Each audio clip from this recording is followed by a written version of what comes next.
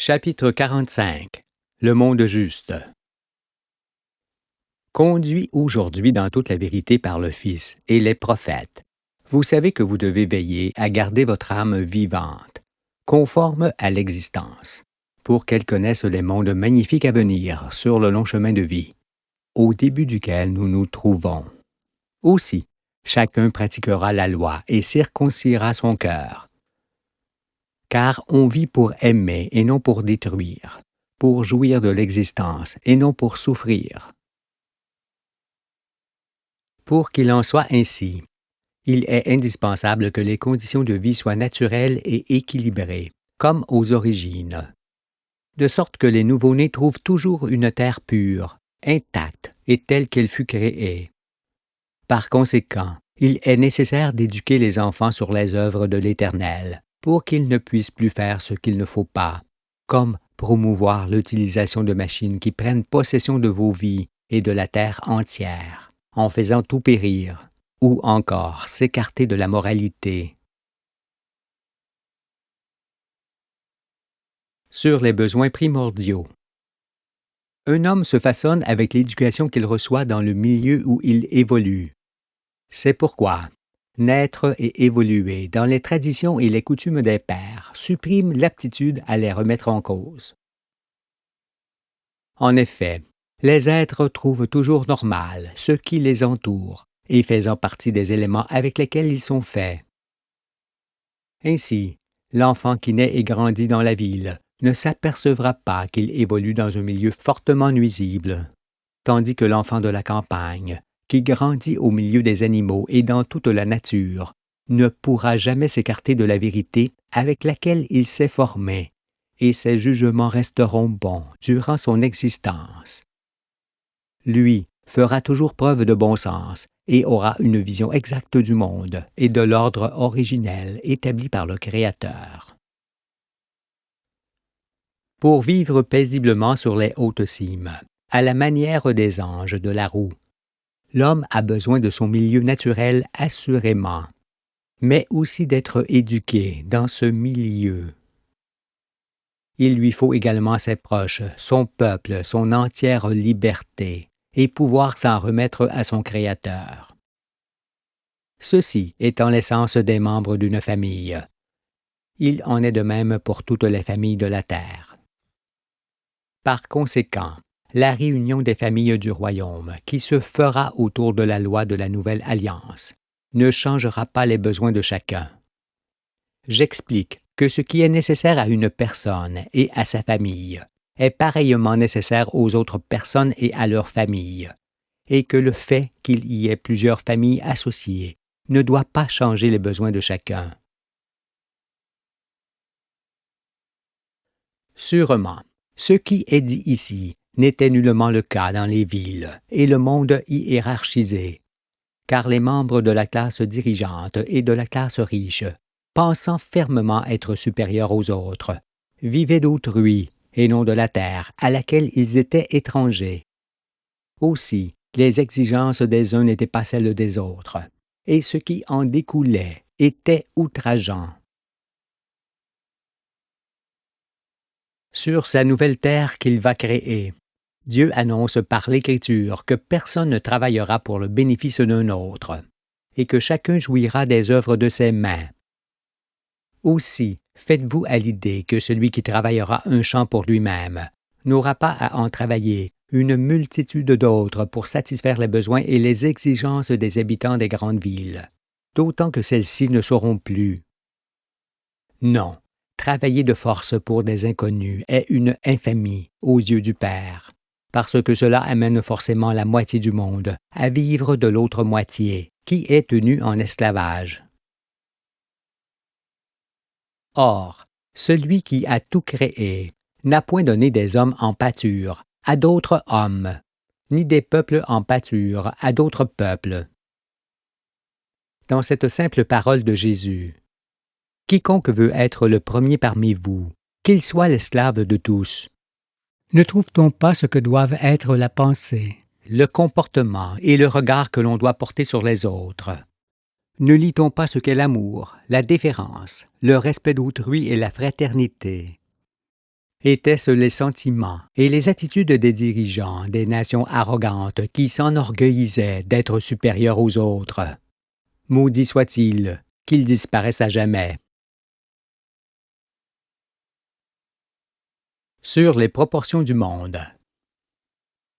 Bientôt devenu compréhensif, humble et fort rare, vous ne cesserez de pratiquer la loi du royaume. Alors, il s'établira de nouveaux rapports entre les hommes et les peuples, basés cette fois sur les sentiments.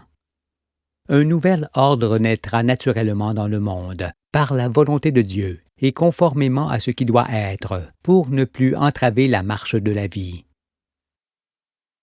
Chassez donc toute idée de devoir organiser vous-même le monde, comme s'employaient à le faire ceux qui se substituaient au Créateur, en pensant être au-dessus de lui. Car c'est à cause d'eux que naquirent les guerres et qu'on assista à la multiplication effrénée des conquérants et des peuples qu'ils asservirent. Parce que ces derniers reportaient leur salut sur le nombre élevé de leurs enfants. Les hommes devinrent ainsi beaucoup trop nombreux sur la terre, et la terre s'épuise, se défigure et en souffre. Pour éviter cela, comment peut-on savoir ce que doivent être les justes proportions de l'humanité, ainsi que celles des animaux et des végétaux? Peut-on les estimer? Je réponds qu'on imagine bien que le monde végétal doit exister en plus grande quantité et sur plus d'étendue que le monde animal, et ce dernier dans un nombre plus élevé que celui du monde humain, pour que l'ordre et l'équilibre puissent demeurer entre tous. Voici donc ce que sera l'aspect du monde dans le royaume, lorsque les espèces auront retrouvé leur nombre et leur équilibre originel, ainsi que leur réelle valeur aux yeux des humains. Les airs ont montré que le minéral produit les conditions de vie du végétal, que le minéral et le végétal produisent les conditions de vie de l'animal, et que le minéral, le végétal et l'animal produisent en dernier les conditions de vie de l'humain. Si donc les éléments premiers et constitutifs de l'humain disparaissaient par manque de place, il est certain que l'humanité disparaîtrait avec eux. Ce qui n'arrivera pas toutefois, car tout n'est pas détruit dans le monde de Noé. Nous comprenons aussi qu'au long des ères, il y eut à la fois progression de la qualité des êtres produits en leur temps et diminution de leur nombre. Cela parce que ce qui est davantage élaboré est forcément plus rare. C'est pourquoi, dernier-né est le plus grand de tous les êtres que Dieu a créés. L'homme doit être le plus rare. Ses besoins étant supérieurs à ceux des animaux, il ne peut demeurer que si le nombre d'individus qui composent l'humanité demeure restreint. Sinon, il est obligé de tout piller pour durer encore un peu avant de disparaître. C'est pourquoi l'homme ne doit plus jamais sortir des règles que la nature impose et que la loi du Saint-Esprit définit clairement. Si donc, aujourd'hui, il n'y avait cette sélection naturelle qui s'opère par la séparation des hommes sains de ceux qui ne le sont pas, la surpopulation ne pourrait qu'engendrer la disparition entière de l'humanité. Et s'il est affligeant de constater ce surnombre qui commet un tel ravage, il est rassurant cependant de savoir que le jardin terrestre, l'Éden, redeviendra ce qu'il était, dès que ceux qui le piétinent et troublent les eaux auront disparu. Noé et les prophètes se joignent à moi pour le montrer du doigt, et croyez qu'il en sera ainsi. Lorsque vous, les élus de Dieu, vous serez depuis quelques dizaines d'années dans le sanctuaire, comment saurez-vous si les espèces de la création ont reconstitué leur nombre juste, qui permettra à nouveau l'équilibre du monde? Sur ce point, sachez que, même devenu ange éclairé, vous devrez vous contenter d'observer le développement naturel de ce qui existe indépendamment de votre volonté. Ce nouveau développement des espèces se fera librement et vous ne devrez point vous en mêler, d'aucune manière.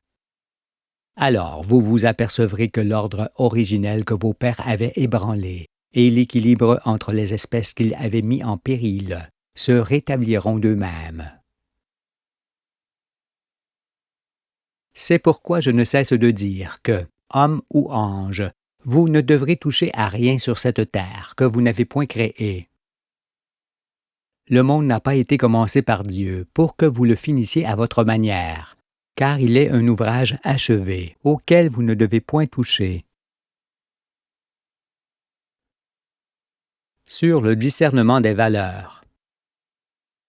Pour conforter votre nouvel esprit, tirez de ce monde de ténèbres que vous quittez ce que sera le monde de lumière où vous allez. Car, loin de préserver la terre nourricière avec tout ce qui s'y trouve, vos pères, dépourvus du Saint-Esprit, ne savaient que la détruire.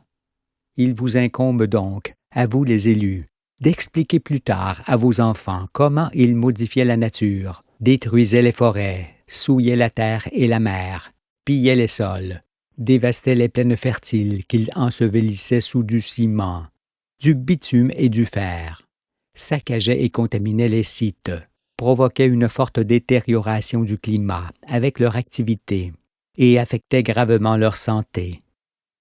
Vous leur montrerez avec patience qu'ils se détruisaient de la sorte et qu'ils corrompaient toute leur voie par manque de respect, allant jusqu'à brûler leurs enfants au feu de leurs mensonges, en l'honneur de leur Dieu. Perpétuant ainsi l'infamie et le désastre.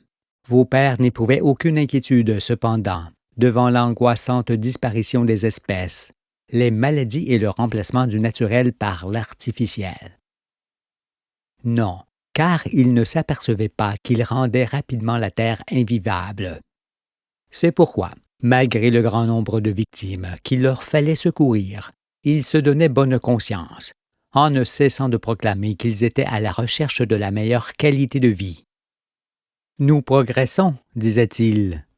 Pauvre homme, même les bêtes les maudissaient, parce qu'il les écrasait. »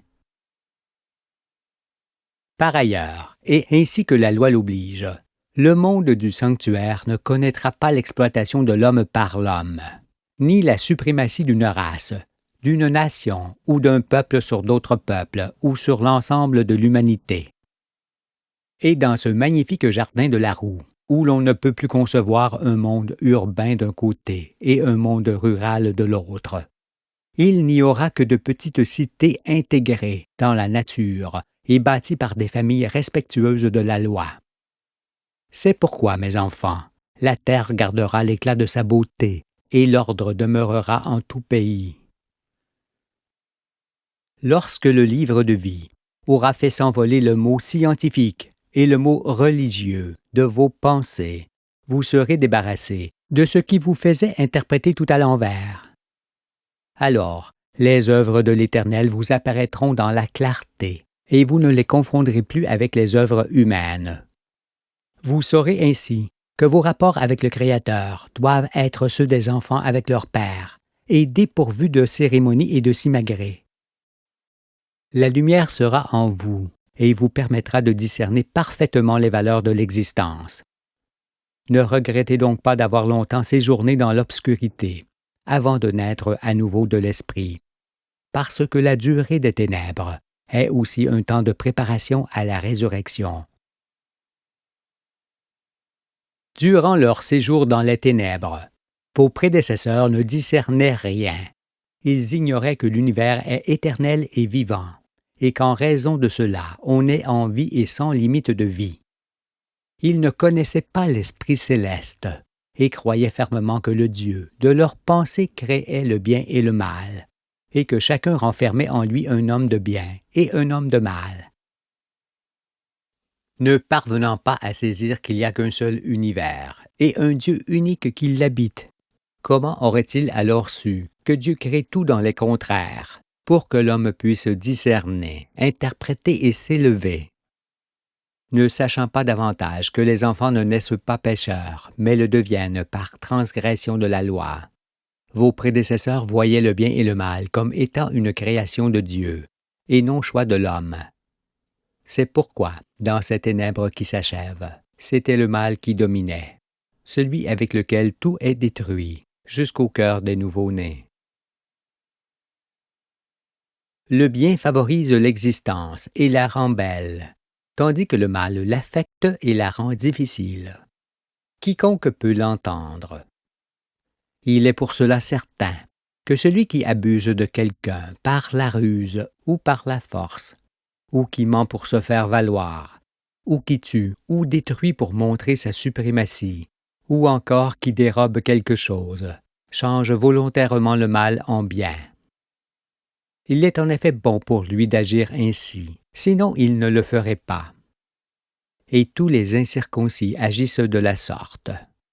Car, à leurs yeux, ils ne commettent point de méfaits lors de leur forfait, et ne se sentent nullement coupables. Ce qui indique que le bien et le mal sont des notions personnelles, des valeurs particulières à chacun, selon qu'il est circoncis de cœur ou pas. D'où les prophètes, la Trinité et la loi, avec lesquels on sait où l'on va. Sur la culture. L'éducation de l'enfant dans la voie droite sera d'abord celle qui lui permet de circoncire son cœur. Après quoi, il apprendra seulement la lecture, l'écriture, ainsi que les choses élémentaires. Et ce qu'il voudra savoir de plus, il le découvrira dans les prophètes et le livre de vie de l'agneau, ainsi que dans les jours de son existence. Car la vie est en soi une étude quotidienne, devant se faire naturellement et librement dans le jardin, jusqu'au terme de la vieillesse. Étudier pour nourrir son esprit, c'est comme manger pour nourrir son corps. Par conséquent, il faut être vigilant, car tout apprendre dans l'enfance supprime le désir de vivre. Ce qui se remarquait avec les enfants qui sortaient désespérés des écoles, où on les enfermait, car on leur apprenait à 12 ans ce qu'ils auraient dû savoir à 50 ans. Mais en vérité, qu'était ce genre d'éducation que les rois et les religieux établirent et rendirent obligatoire? N'était-ce point pour donner aux enfants une forme de pensée précise, pour qu'ils marchent ensuite dans les voies qu'on leur avait choisies? Je vous le dis, enfermez les petits-enfants dès leur plus jeune âge pour leur apprendre à se soumettre à autrui, ainsi que les meilleures méthodes pour vivre en faisant fi de la création et de la terre entière, en les privant en outre de leur jeunesse qu'ils auraient dû passer librement dans le jardin, suffisait à justifier le grand châtiment. Un être humain ne doit jamais être enfermé de force. Malheur à ceux qui ne l'entendent pas, car il y a d'autres manières d'éduquer et d'autres façons de corriger que celle de lui retirer sa liberté. C'est pourquoi emprisonnez les petits-enfants dès qu'ils savent marcher, pour leur apprendre de force ce qui conduit au désastre, ou encore emprisonner les pécheurs pour les redresser et les remettre ensuite sur le droit chemin, disait-on, ne pouvait qu'attirer la colère de l'agneau. Car de telles pratiques, qui n'ont rien à voir avec la culture d'un être, sont indignes de Dieu et des hommes. Condamnez l'enfermement et l'emprisonnement de tout être vivant, homme ou bête. Car pour être en faveur aux yeux du Père et sauver votre âme, vous ne devez plus perpétrer les horreurs de vos prédécesseurs. Nous avons vu qu'il n'y a pas de frontière entre le minéral, le végétal, l'animal et l'humain. L'homme n'est donc pas un être isolé du reste du monde. Étant au contraire le fruit de tout, placé au sommet de la création, il est doté de l'esprit que les autres êtres ne peuvent avoir. Mais cet esprit lui est donné pour qu'il se cultive et s'élève, et non pour qu'il remplisse la terre d'estropiés, d'infirmes, de malades, de miséreux, d'esclaves, de prisonniers, d'affamés et de désespérés, comme ce fut dans le monde de ténèbres qui s'achève. C'est pourquoi abandonnez l'habitude de penser en termes d'argent, de profit, de pouvoir et de suprématie, car ces choses-là sont les causes des iniquités qui ne se conçoivent pas dans le sanctuaire où vous allez. L'esprit, qui remonte des Écritures de l'âme, ne peut être parfait que s'il est à jamais délivré des contraintes imposées par l'ignorance. En effet, comment un raisonnement pourrait-il être juste si l'esprit est perturbé par de fausses croyances? Si l'on ne connaît pas les astres de la famille solaire, peut-on savoir ce qu'est la Terre et le monde qu'elle fait vivre? Peut-on seulement imaginer que le monde est d'un seul tenant et que l'homme, pour lequel tout existe, a fait exactement ce qu'il ne devra plus jamais faire? Qu'est-ce qui permet de le voir? Les yeux fermés par l'ignorance ou les yeux ouverts par la connaissance? Si vous savez répondre, considérez alors que vous êtes élu pour le royaume et la vie éternelle. Mais, lorsque j'admire la beauté de la terre et du ciel, et que je contemple l'harmonie des œuvres du Créateur, je ne comprends pas ce qu'est la culture humaine dont l'homme se glorifiait. Je n'en saisis pas le sens, ni ne sais à quoi elle servait. Cependant, il va de soi que la terre est un magnifique jardin que l'on ne doit pas quitter pour aller vivre sur d'autres astres, où il n'y a que pierre et poussière. Que vaut alors cette culture humaine à laquelle vous étiez accroché, et à quoi était-elle destinée? L'enrichissement de l'esprit doit pousser à vivre idéalement sur Terre, avec l'ensemble des éléments de la nature. Or, on ne peut y parvenir sans circoncire son cœur. La circoncision est par conséquent primordiale pour vivre, car c'est le monde entier qui en dépend